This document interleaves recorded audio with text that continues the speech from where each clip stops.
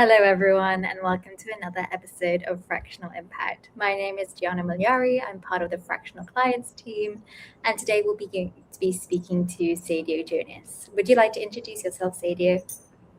Sure. Hello. I am Sadio Jonas. I am a chief AI officer, and I am the founder of AI Vantage Consulting, which is the first generative AI native consulting firm in the US. I'm also the founder of the Academy for AI Strategy, where we develop leaders who are able to guide their teams confidently through the AI augmented era. Perfect. Thank you for that. And we're also going to be joined by Zan Swat as well. Would you like to also introduce yourself, Zan? Sure. So I'm part of Fractional Clients and I assist with sales and client delivery.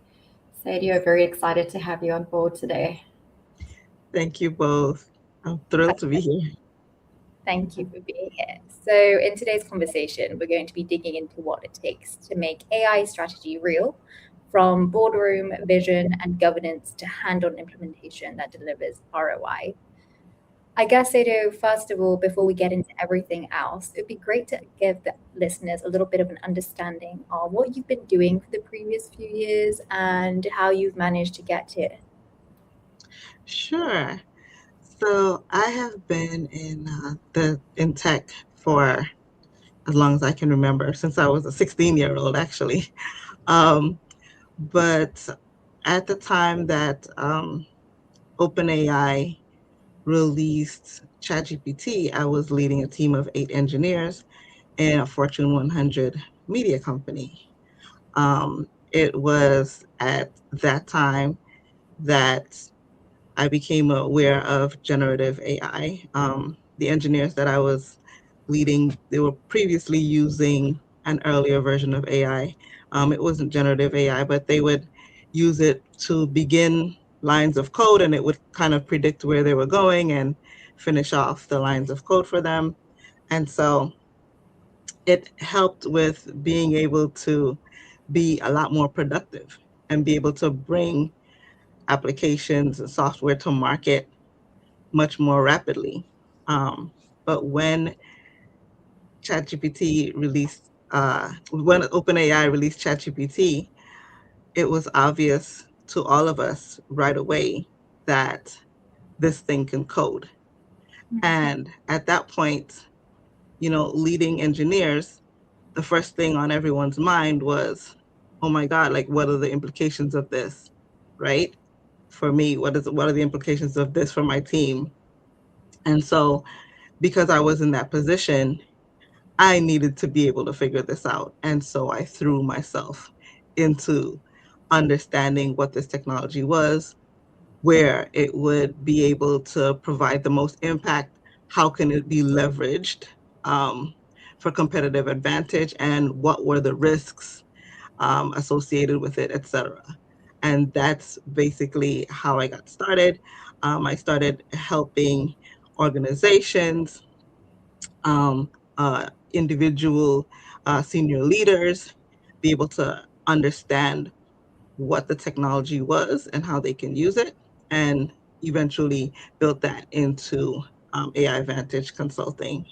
And so far, have been able to help um, organizations, leaders, etc., across industries to be able to leverage this technology to their advantage. So yeah, that's what I've been doing recently.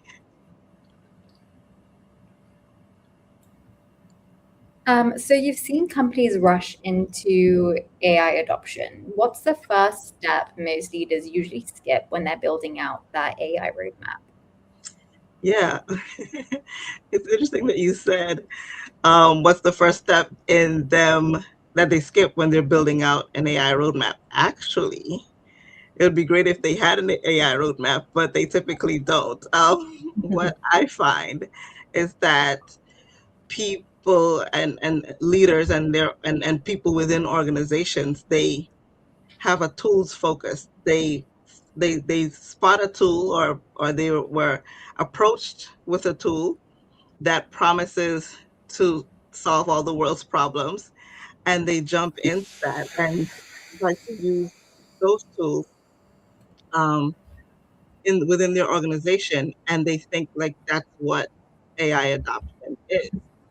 But actually, that is the worst way to go about it.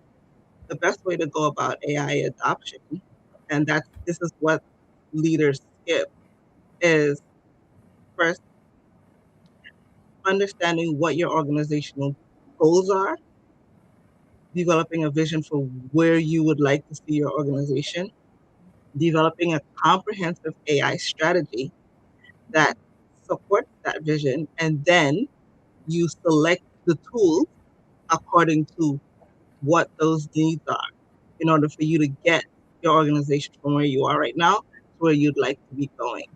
And so basically, you they are skipping a strategic approach to AI adoption, right? And so that's the main problem. Sadio, so, and could I also, how do you define a board-ready AI strategy? So what does that actually look like in practice? Yeah, sure.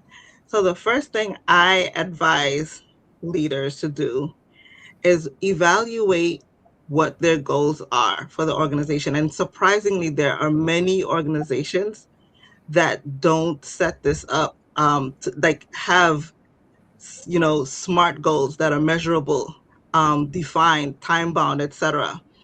I ask them to lay out what and to isolate what the goals are for their organization, and then I help them to understand what the possibilities are with AI. Because one of the things that is also happening is that people set goals with the traditional mindset, pre AI understanding of what's possible.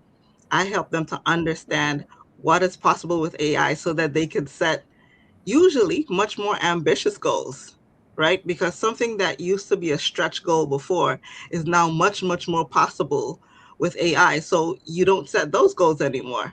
You think bigger, right? Because you're able to now punch above your weight with the assistance of AI. You're now being augmented in whatever your efforts are, with AI. So they set new kinds of goals with the possibilities, that AI enables for them, and then you help develop the governance, the change management, because you're dealing with people, right? So you have to help your team see what this journey is that they're going on with regards to AI adoption and how it would be a win-win for them.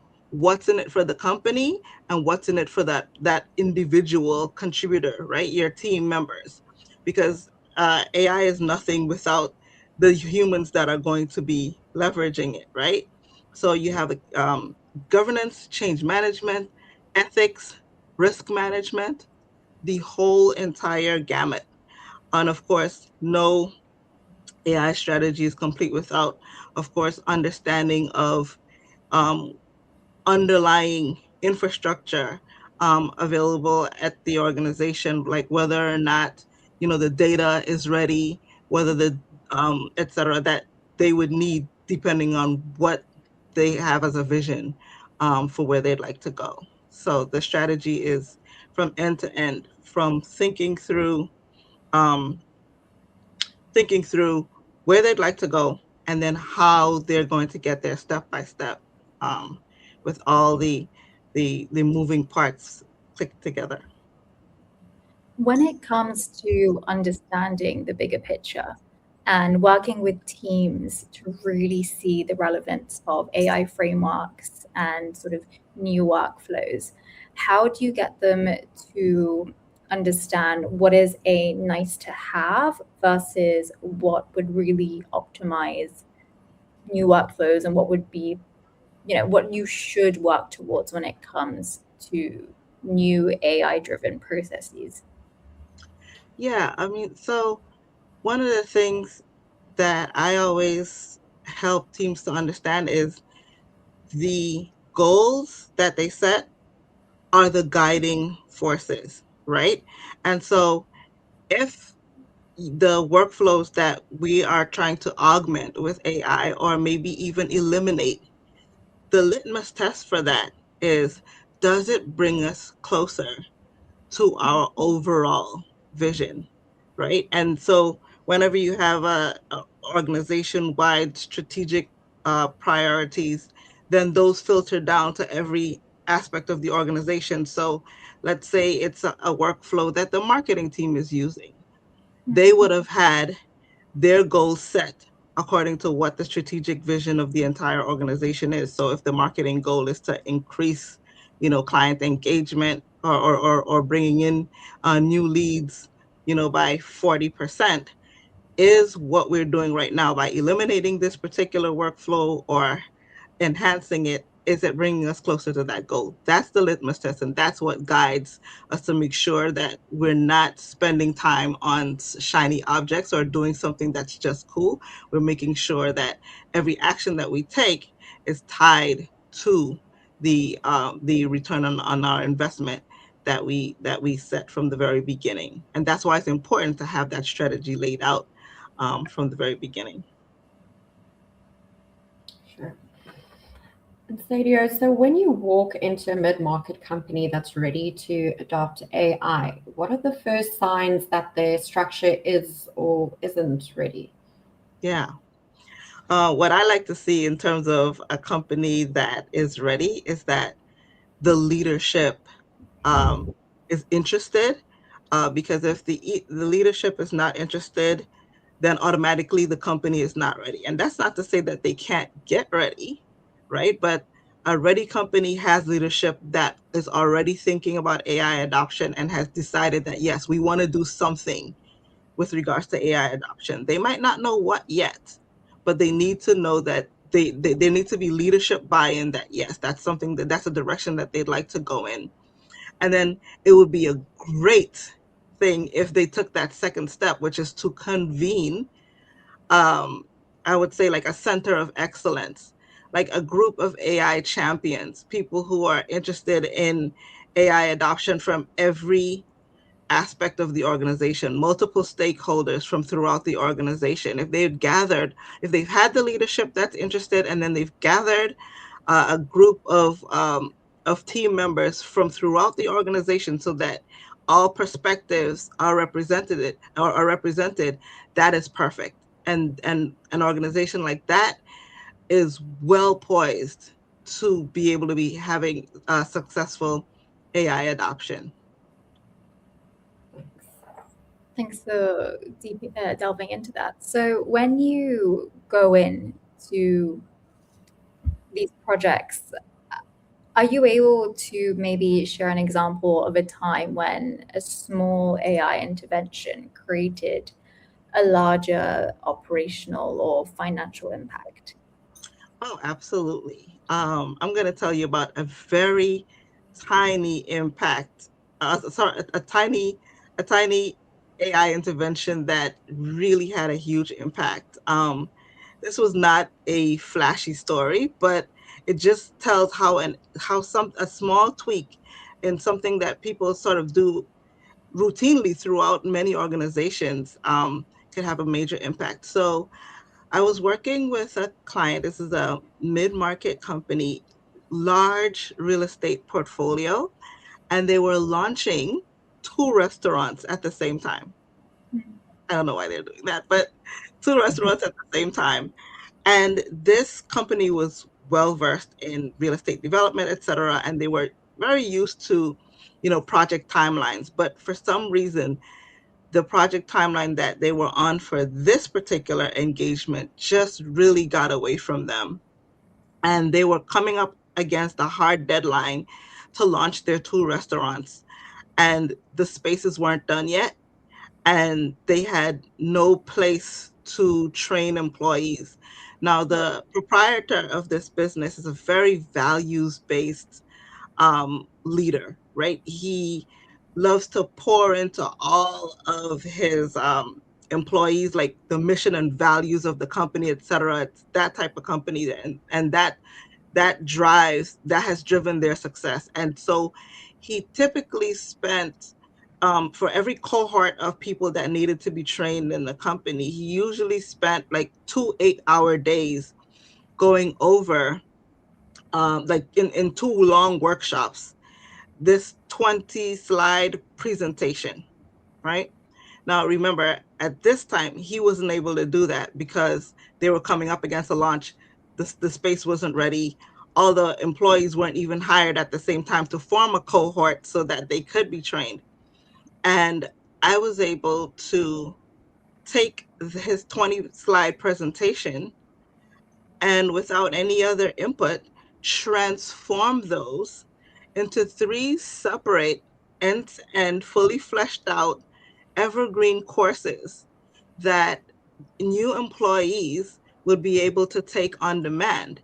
And those courses included customer service. It included actually even the study materials for the um, the food safety exam that these employees were going to have to take in order to be able to serve food at the restaurant, to make sure that they had 100% pass rate, as well as a full course for his management team, right?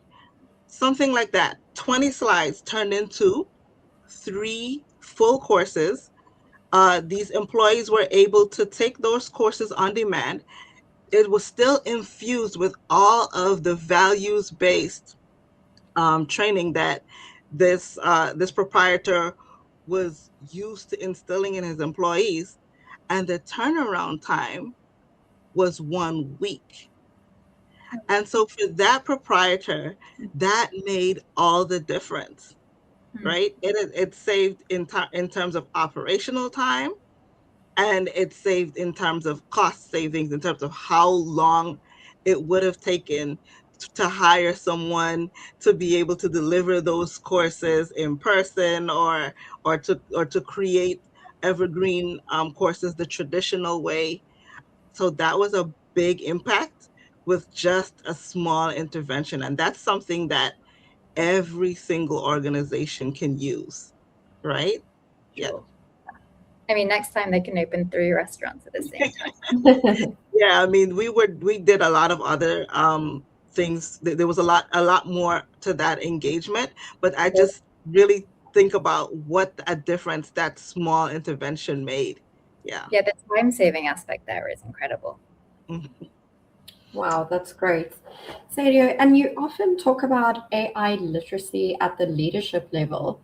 So why does that matter so much for adoption? Yeah, so when I started AI Vantage Consulting and I would have engagements, what I realized was that I was spending more than half of all of my engagements bringing the leadership along. As I had mentioned earlier, a successful AI adoption is impossible without leadership buy-in, right? And without a vision from the leadership. So I would go on an engagement because I was hired for something, usually something very specific, until they understood that this needed to be sort of a more strategic approach to onboarding AI. And so I would be explaining this to leaders and helping them to see that, and helping them to understand why they need a vision for what it is that they would like AI to do in their company, and then go ahead and help them create that strategy. So, and more than half of my engagement was always spent like getting this concept across. Um, and I realized that that was the thing that made or break or lengthened and any type of engagement that could have been shorter, wherever the leadership didn't understand what, didn't have AI literacy. And you cannot govern, you cannot measure, you cannot inspire, you can't have a vision for something that you don't understand. So it is important for leadership, more than anyone else in an organization, to be AI literate, to understand the parameters of what AI is, what it can do for their organization, what risks there are, how to govern it, and that is regardless of whether they are planning to adopt AI right now or not, the one thing that all leaders must do is be able to understand how to govern AI. So that's part of AI literacy. And if they do nothing else, at least that aspect of it is critical for leaders. So it is definitely game changing for leaders to be able to understand and be literate in AI. And that is why I later created the Academy for AI Strategy, where I help leaders to become AI literate. Sure. So we have AI literacy, and it's obviously very important when it comes to going into these projects. But with AI, obviously, there is going to be resistance and there's going to be skepticism. So, how do you handle that when it comes to senior leaders and maybe they're a bit cautious about AI or what it means for their company? Yes, I mean their concerns are valid, and I let them know that. I don't recommend, and I don't and our team doesn't gaslight leaders and tell them that their concerns aren't valid, but we dive into what exactly the concerns are, and then some of those might be unfounded, and there might just need to be a bit of education there. Some of it are quite founded, and where they are, and they're being rightly risk averse, and so then we approach it like you would with any other type of risk mitigation, right? You say, look, here are the benefits to it, here are the risks that you rightly identified, or that you're rightly concerned about.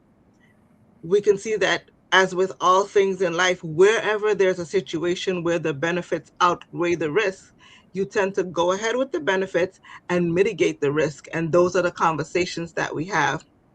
And I'm able to show leaders how risks have been mitigated in other organizations that we've worked with, etc., and to develop that as part of their comprehensive AI strategy.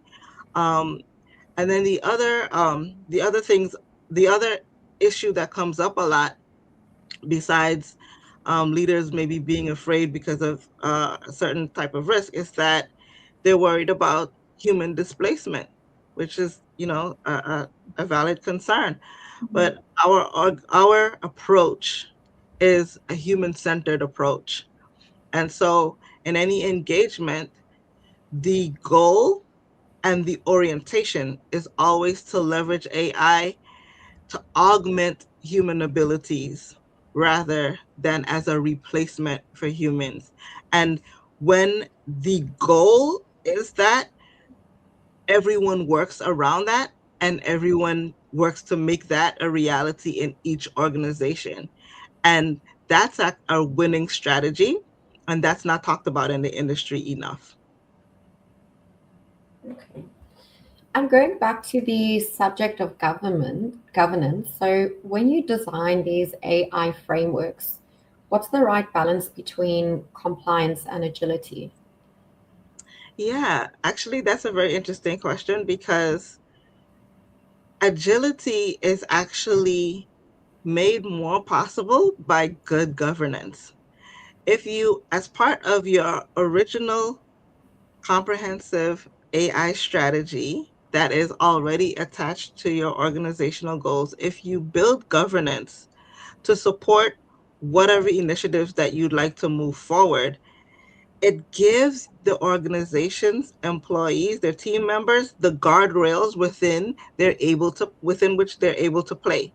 It gives them a bound. It provides the boundaries, and it provides the sandbox. And they also get um, literacy training on AI ethics, and they understand why the guardrails have been put in place, the rationale behind it, so that whenever they inevitably come to a scenario that might be a new scenario that might not be explicitly covered by some of the governance that was put in place. Maybe something completely new has been has been released, or and so those scenarios haven't been covered before. They have the judgment and the discernment to be able to keep to the spirit of the governance that was put in place whenever a completely new and unforeseen situation is put before them. But like I said, with the correct governance and guidelines, employees understand the leeway within which they're able to innovate, experiment, and play in a sandbox, if you will, so that promotes that culture of innovation, that culture of not being afraid to have a new idea, to execute on that new idea within the given parameters, right? Within the governance frameworks. Sure. It sounds like that implementing change such as new AI frameworks does come with a decent amount of governance to be done properly, right? But when all this change happens, what type of metrics or signals tell an organization that everything that they've been doing from AI is actually providing real value? So yeah, that looks different from organization to organization. One thing, as I said, like there are goals that are set in the beginning, and as part of those, we have like the metrics, the KPIs, etc. And as long as whatever implementation that we're doing are hitting those metrics, then we know that the engagement is going well. I mean, everything is measured throughout the engagement because it's tied to organizational goals, and then and there are metrics that are set up from the very beginning to be able to measure that.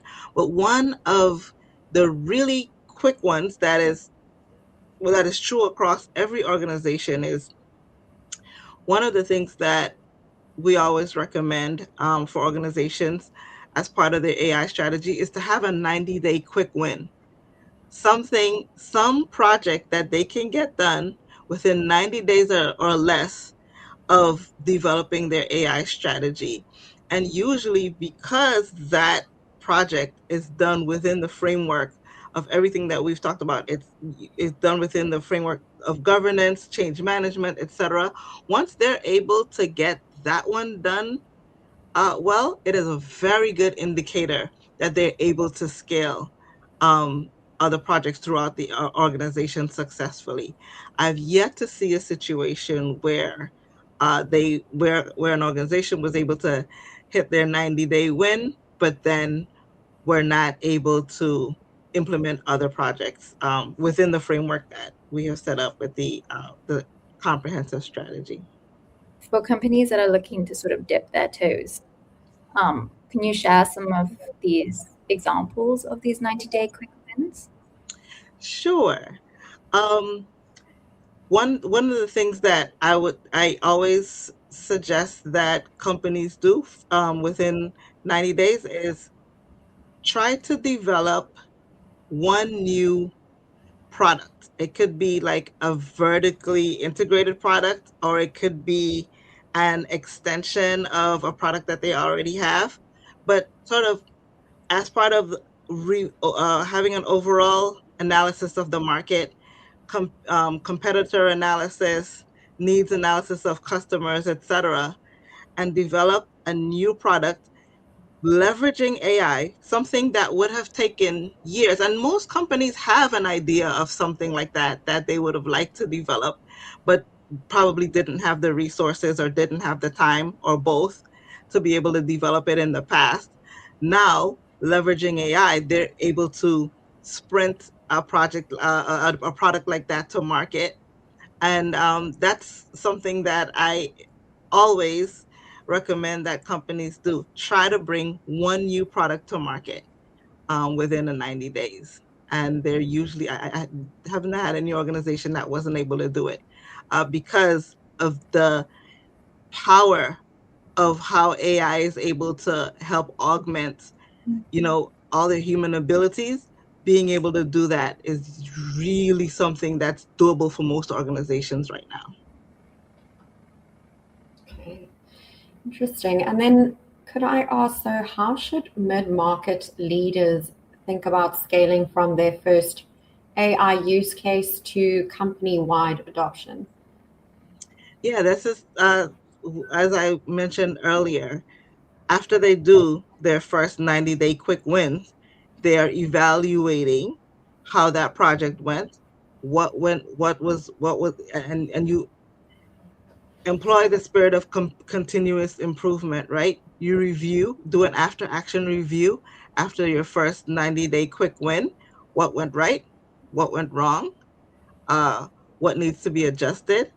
And then you move forward along, continue along with along the path that was laid out from the AI strategy that was developed right in the beginning. And if there's any tweaks that need to be made to the strategy as well, this is a living document. It can be tweaked as well, if necessary. But usually sticking to that guidance, which is again tied to organizational goals, that usually helps steer everything to make it scalable. And because any tools, any AI tools that have been selected, right, to be used, they've been selected as part of that AI strategy. They've been selected specifically to support the organizational vision. So usually the ROI is immediate and sustainable across scaling of projects. On that, Sadio, you've worked with both enterprise and mid-market companies. But when it comes to those mid-market ones, what unique advantages do they have when it comes to implementing AI? So I always say that AI is, in terms of which companies are able to get the maximum impact from AI, from AI adoption, it's small and medium-sized companies. They stand to gain the most, because think of it, large enterprises, they already had the armies of resources. They already had many people to work on a single project to bring it to life. They've already had the benefit of many different ideas because they have hundreds or even thousands of employees. They have the money, the capital, the resources to be able to throw at any problem, or to innovate, or to develop something. But now AI now brings the power of all those resources, all those minds, right? All those ideas. It doesn't cost nearly as much money, right? So when small or mid-sized companies leverage AI, they're able to punch above their weight. They're able to do what previously only enterprise companies were able to do, because those companies had the resources, right? So the benefit to smaller companies is an inordinate, right? It's 10x the impact it is to an enterprise company that already had the resources to begin with.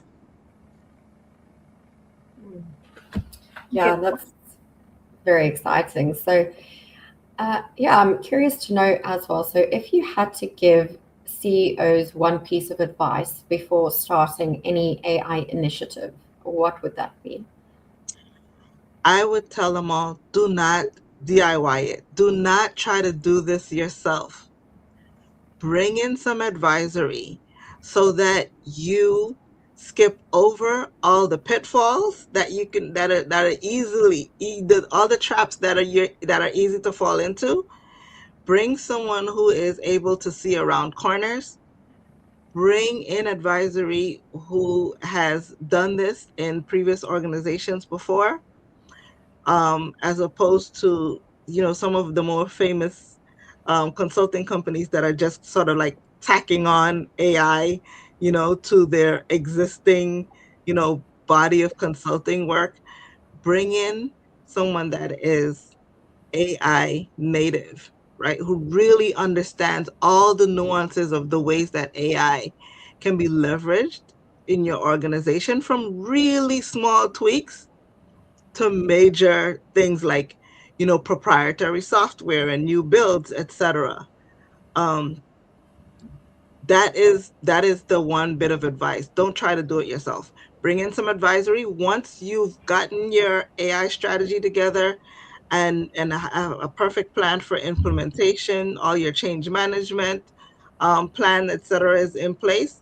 Then maybe if you would like to try to continue the rest on your own, perhaps. But my advice is to bring in advisory to at least set the groundwork, uh, develop the strategy, and then also help you with implementation end to end. And that's what AI Vantage Consulting does for organizations and leaders. Thank you. That's great. So when it comes to the developments in AI, I think it's fair to say that it has greatly benefited a lot, if not all, industries at this point. Oh, yes. Are there any sort of advancements in this field that aren't quite there yet, but that you're excited to see how they develop? Yeah. I don't know if I'm excited, but it's interesting, being in this field to see how, what direction the developments of the use of agents takes. That is a developing and emerging aspect of AI that is very interesting to me. I'm interested to see what it looks like for people to embrace agents as augmented staff in the workforce.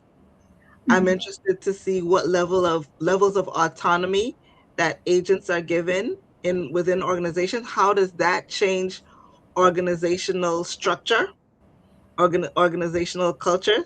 I mean, if organizations adopt agents that are autonomous, do these agents report to an individual? Like, say, if Sadio works in marketing, does Sadio have her own agent, or does the marketing team have a pool of agents that then work on behalf of the marketing team?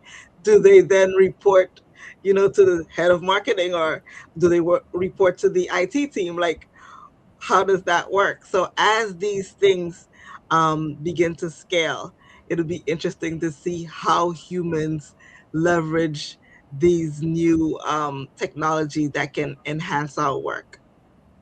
Got it. And I know earlier on you briefly touched on how important it is for you to keep things human and people centric. What sort of things are you putting in place, or I guess what sort of gates in your frameworks are you building so that you ensure that that's happening? Well, the first thing about it is, from the beginning of the engagement, there needs to be a philosophical approach. There needs to be an agreement on a philosophical approach to this.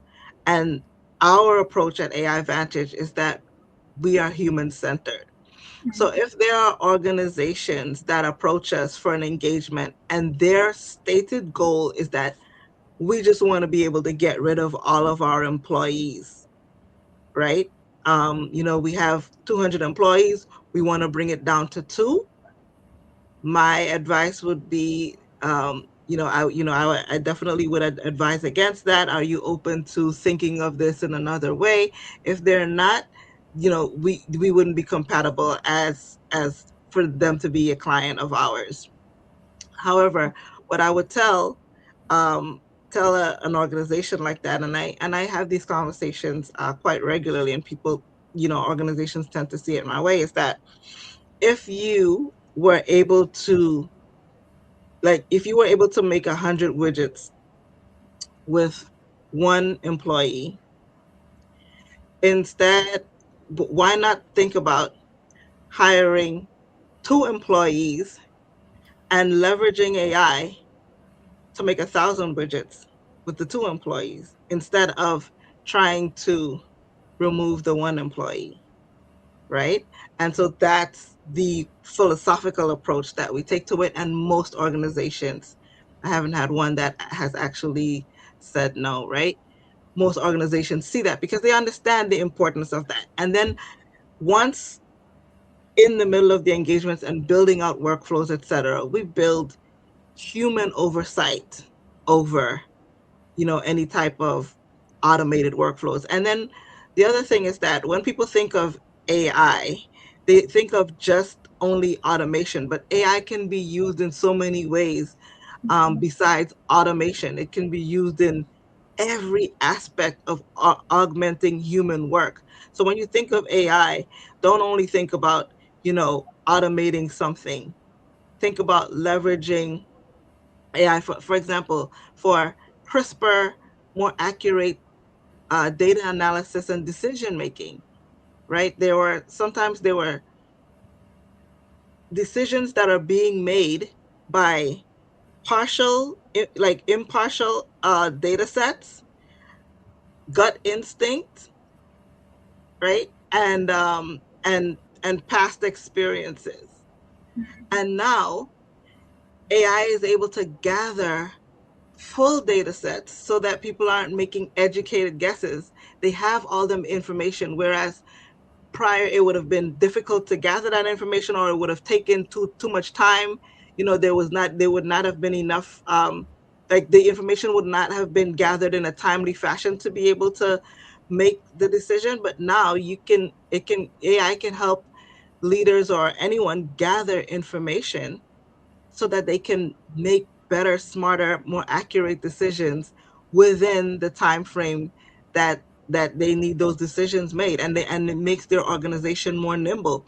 That's also a use of AI, and that's not automation.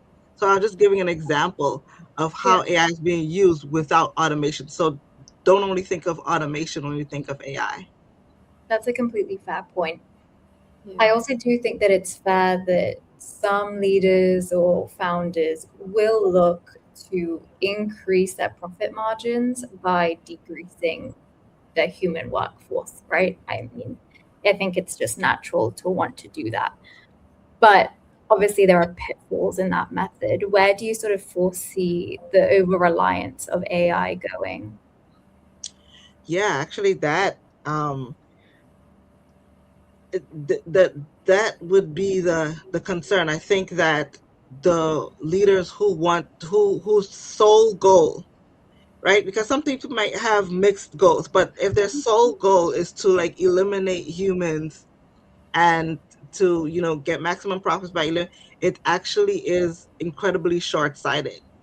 And for various reasons, when the compounding impact of that on society is something I don't think is lost on anyone, right? And then eventually, if everyone were to take that approach, who would be available to buy those products that the person is optimizing for, That right? point. If you eliminate all the humans, who's gonna buy? Who's gonna have the funds available to buy all these things? But I don't think that there is the idea of increased profit and also AI adoption and human centeredness. These things are not all at odds. They're not mutually exclusive. I think that people have a false sort of dichotomy between those two. Like if you're bringing in AI, it means that you have to be eliminating the humans, or that you're somehow sort of just keeping humans around just out of altruistic, it's motivations. But that's not true. There is real benefit and real ROI that's demonstrable with data, to doing it this way versus the opposite way, which is just eliminating humans, and thinking that you're just gonna just increase profit by eliminating humans. Eventually, you'll notice that that's not the case. You don't improve. You don't even. It's not sustainable. That's completely valid and very philosophical, actually. Um, if anyone listening to this is thinking, Sadio, I want to reach out and I would love your help, what are the best ways to contact you or where can they find you? Sure. I would love to hear from everyone at www.aivantageconsulting.com, aivantageconsulting.com. Or if you are old school and just want to drop an email, You can find me at info@aivantageconsulting.com as well. On that website, you will find a small AI intern that's able to give you some more in-depth answers with regards to if you have any questions about AI adoption and about what our firm does, etc. There's a little AI intern on the website that answers those questions for you and then guides you to book consultation calls with the team. Perfect. Well, thank you so much for all of your insights today, Sadio. It's been great to chat, and we'll see you guys next time. Thank you. It's been a pleasure, Jana and Zan. Thanks, Sadio.